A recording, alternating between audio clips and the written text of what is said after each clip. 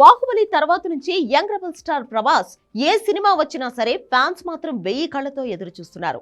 Hit flop తో సంబంధం లేకుండా సినిమా వస్తే పండగే అన్నట్లుగా ఫ్యాన్స్ లో వాతావరణం ఉంది.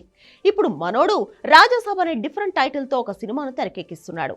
మారుతి దర్శకత్వంలో వస్తున్న ఈ సినిమా హిందీ, ఇంగ్లీష్ తో పాటుగా మన అన్ని దక్షిణాది భాషల్లో విడుదల కానుంది. కల్కి రిలీజ్ తర్వాత ఈ సినిమా షూటింగ్ వేగం పెంచేశాడు ప్రభాస్. ఇక ఇప్పుడు ఈ సినిమా గ్లిమ్స్ ని విడుదల చేసింది చిత్ర యూనిట్. కాసేపటి క్రితం వచ్చిన ఈ గ్లిమ్స్ లో ప్రభాస్ కొత్త లుక్ లో కనిపించాడు. బాహుబలి నుంచి దాదాపు అన్ని సినిమాలు యాక్షన్ కోణంలోనే చేస్తున్న ఈ రాజుగారి అబ్బాయి కొత్తగా లవర్ బాయ్ గెటప్ లో కనిపించాడు.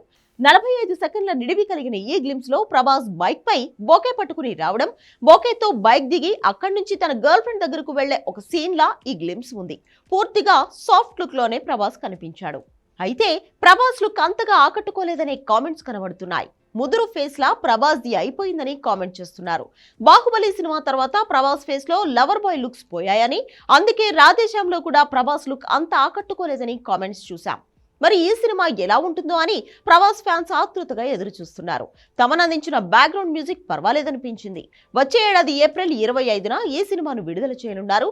విశ్వప్రసాద్ ఈ సినిమాకు నిర్మాతగా వ్యవహరిస్తున్నారు.